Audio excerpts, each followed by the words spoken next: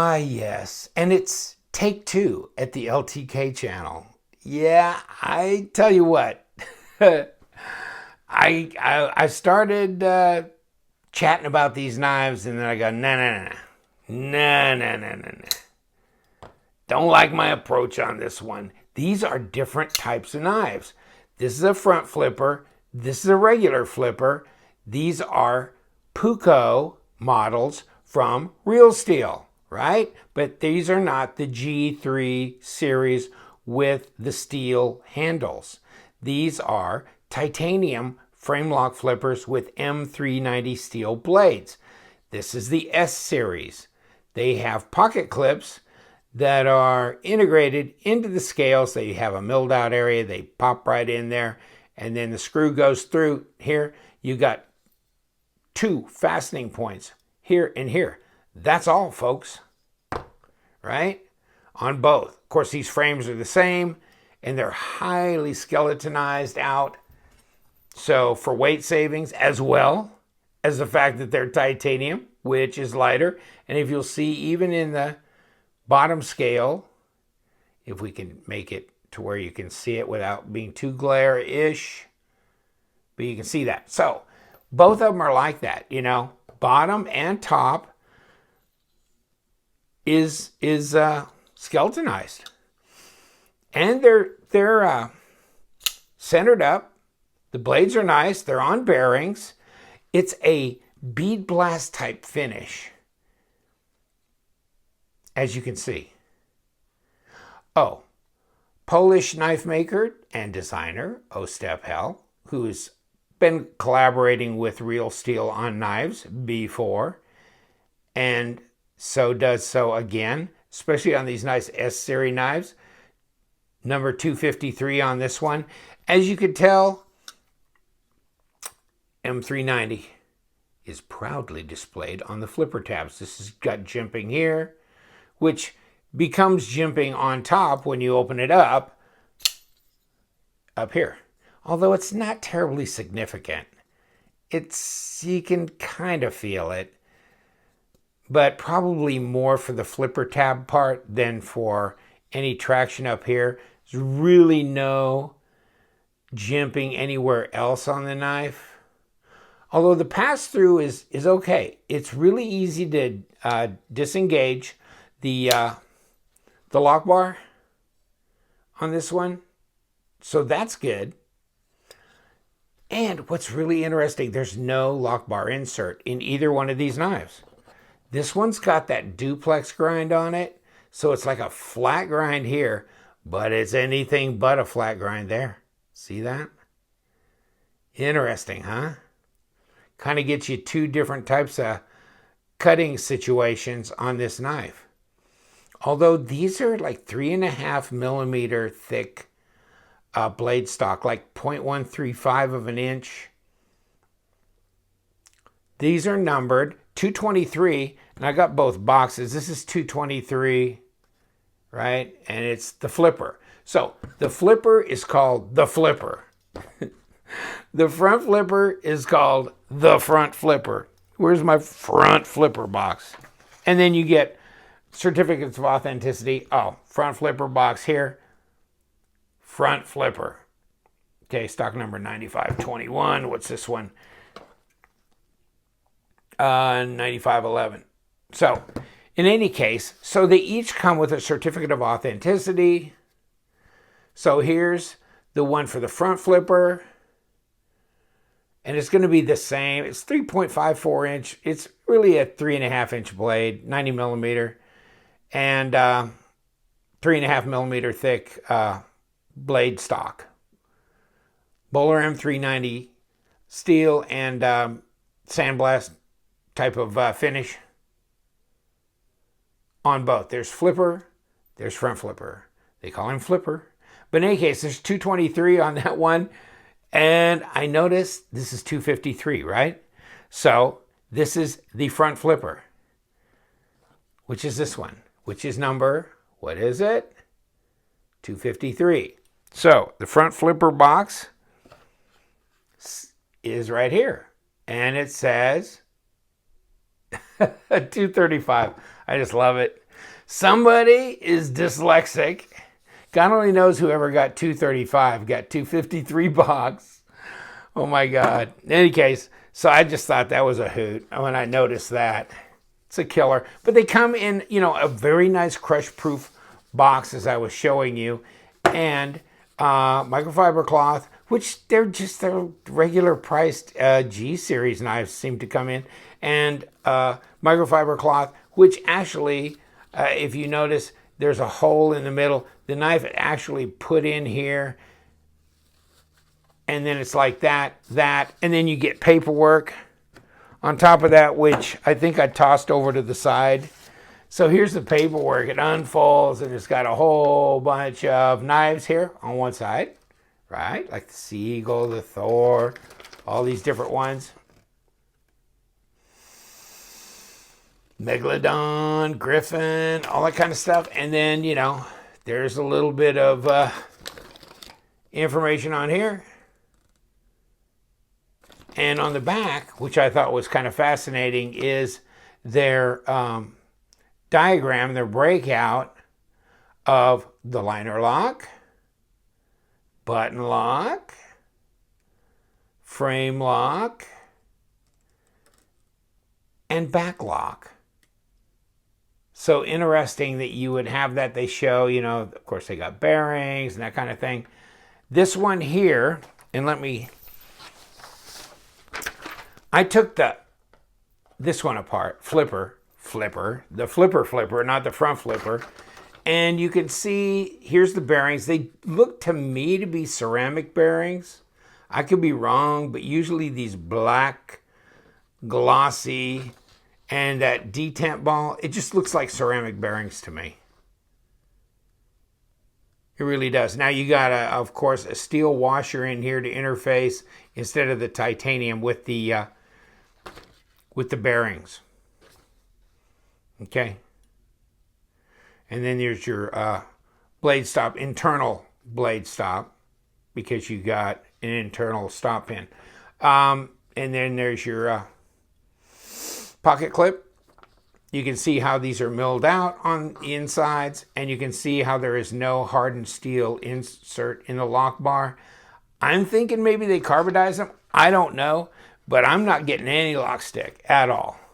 Of course, you know, I've known Kaiser knives in the past to not have lock bar insert, and I've never had a lock stick. So I really don't care, other than I guess over time, if it's not hardened, that can migrate and maybe be a situation where that lock bar continues to migrate over time. I don't know.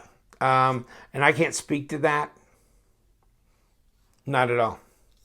But, you know, supposedly they're only going to do like 600 of these. And then I don't know if they were saying in their run, and then it kind of a hint like, yes, but there may be another run of them beyond that. So I wanted to get these ASAP because I wanted to get them. I had seen that they were going to come out with these, and I just thought this is just cool as cool can be, and I just had to have them. So I'm going to try to fit this paperwork back together. Forget about it. Okay, here. Knife News had talked about it, and that's where I first heard about it. And so I thought, this is cool, you know? And so pause and read, you know. Ostapel, instead of the G3, they're going to be the S3 premium version, you know. So that kind of thing. Real Steel, you know, they talked to Frank Gong, so I guess he told them about how this was going to go. These are 4.7 ounce instead of, well, these are like 3.7 ounce, and the other's 4.1. I think the front flipper is 4.1, and the regular flipper is 3.7. And they're talking about 3.7 inch. I don't know. It depends on where you measure that blade. I see 3.5, but there you go. You can read about the different grinds. The one that's on the, this one is more like a duplex grind. And then the Scandi on the front flipper. Yeah, and I think they tend to hit in Europe and in like Australia and stuff before they get to the US. Every time they do this, it's always that they're in Europe first. Just really strange. Any case, oh, if you go to their website, it won't look exactly like this. I don't know. It just prints funny when it goes to print their website. Why these knives were in the background, I don't know. But in any case, so this gives you some kind of basic information as well. Okay, and M390 titanium stuff. And then this is maybe a helpful pause and read, or go to their site and look at them. They're talking about 600 units available for the first batch. So will there be another batch? Don't know. But I was looking at that and it was like, what, 259, which is SRP. So I think you'll find them a lot less expensive than that. Probably around 200, maybe even under $200. So M390 titanium depends on, how attractive you find these designs, how much you really like the Real Steel brand. I really like the Real Steel brand. I'm always looking for a bargain though. Always looking for a bargain. This seems to have really good action. And, as I showed you, there's bearings in here. Put it back together. The lockup is around 40%, 45% on both these knives. It's just about the same. Okay, now let's weigh them out real quick. We can kind of get our feel for how the front flipper and the regular flipper are different. The front flipper. You're up first, buddy. 4 ounces. 114 grams. Okay? 114. Remember that.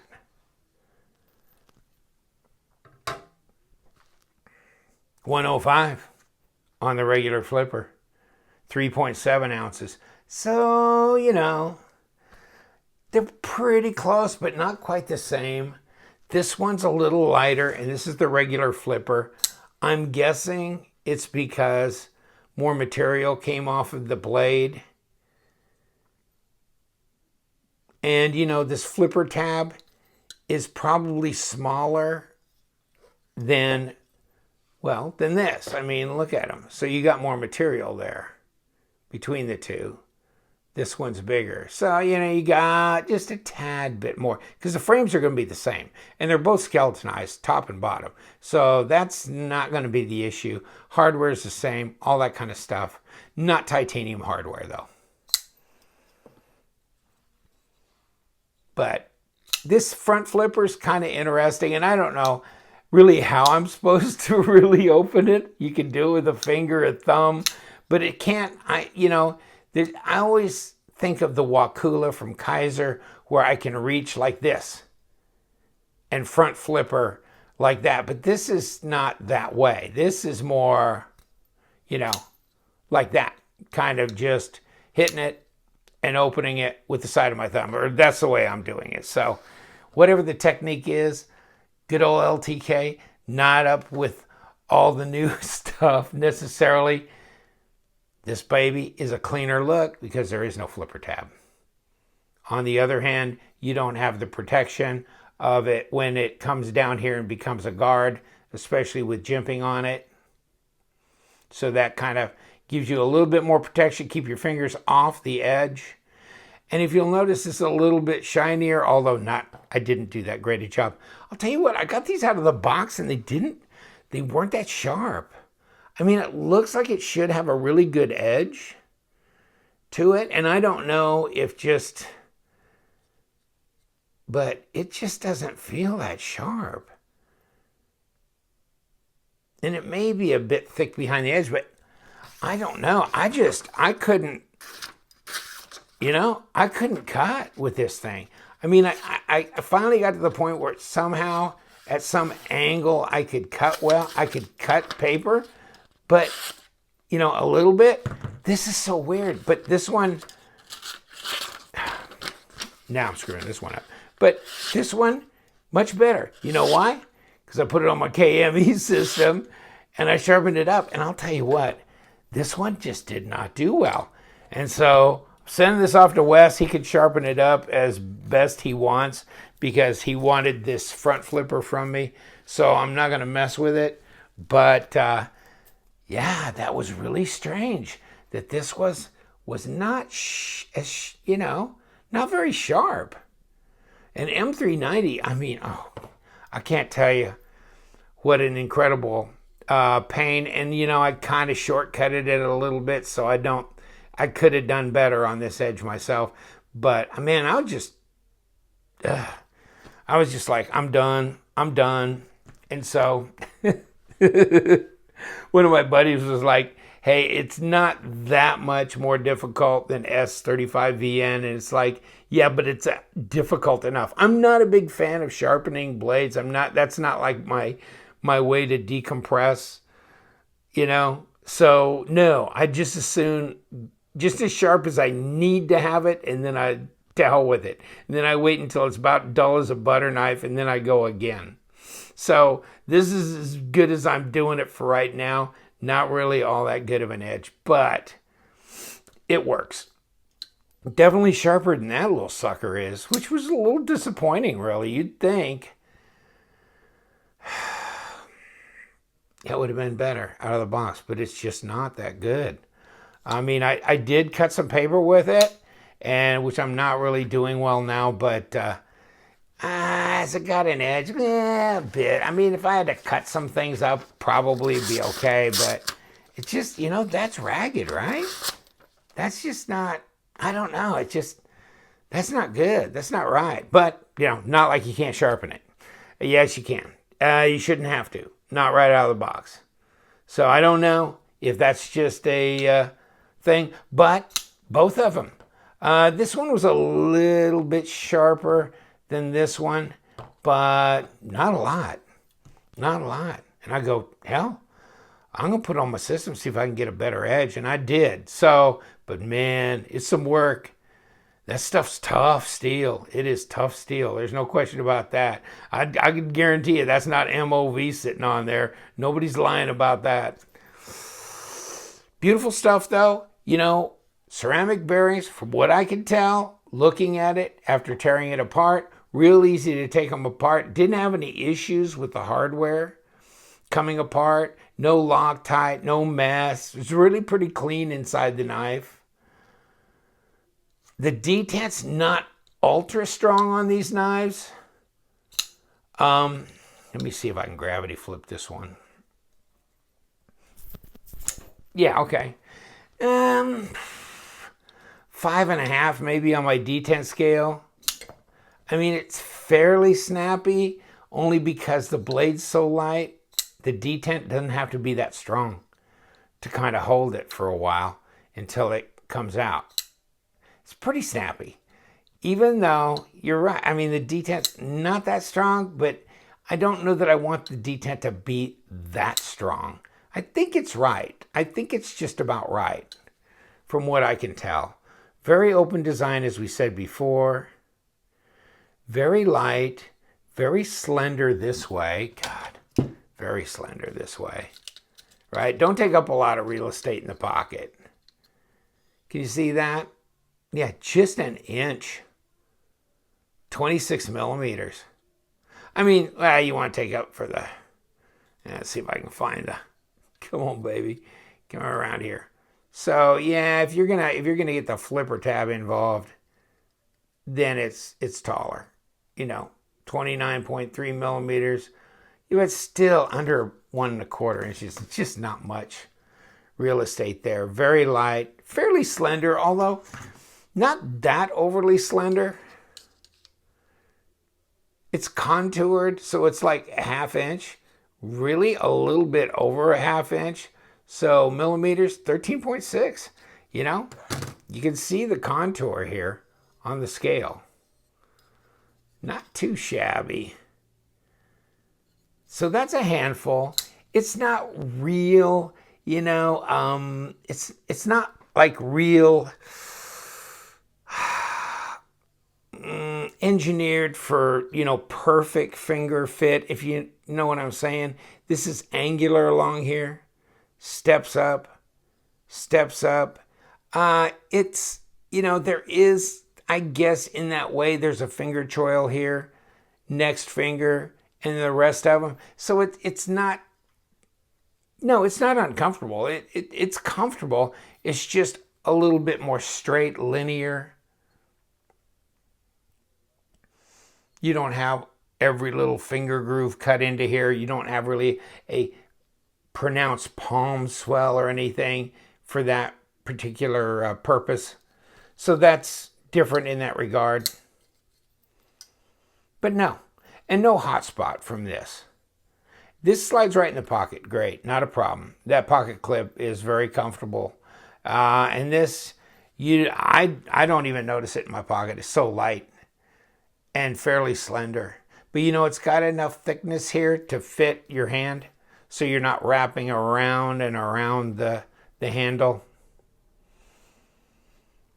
And the blade stock's not overly thick. You know, at 3.5, it's not too bad. It's not like having 4mm blade stock on a blade that's no taller than that. You know, you don't need it.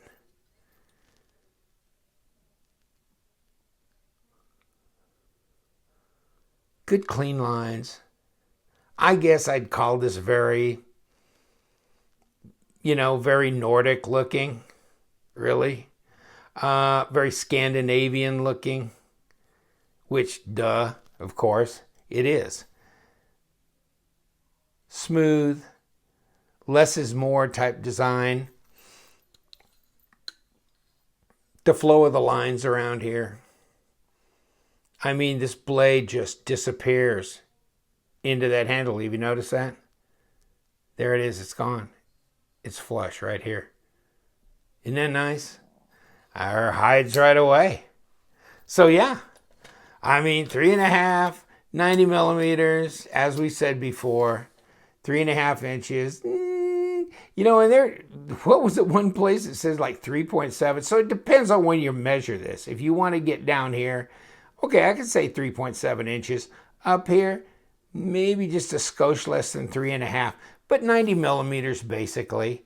And 8 1/8 overall, which is about 20.5 centimeters. So are they making efficient use of the blade length here?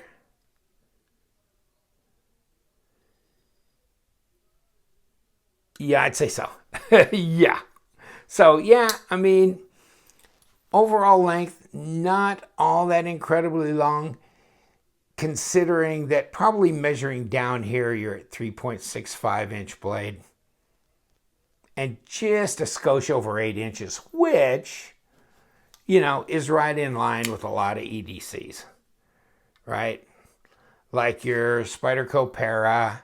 I mean, you back it up, you're about right there. I mean, that's almost the exact same length as the Spyderco Para. And let's see, where'd I throw my Manix? Right here, same deal. Just about the same. Although, you know, this is tall. Takes up a little bit more, you know. Front to back space in your pocket. This one very slender. This one's 2.8 ounces, but these, I mean, this is 3.7, so that's not a whole lot heavier. That's an ounce, not quite a full ounce heavier, but you're talking about a full titanium. So, and of course, you know, premium materials as well. Nice crush-proof box. Nice microfiber cloth. You know, certificate of authenticity. Numbered blade. Numbered on the box. Hopefully they give you the same number box as they do blade. Yeah, this one favors probably this side a little tiny bit. You see how that just a skosh off, but I took this one apart. So, I mean, the way I reassembled it, it probably maybe could tighten the pivot down just a little bit more, but I kind of like, I'll kind of sacrifice maybe just a teeny tiny of the centering for the kind of action I want out of a knife.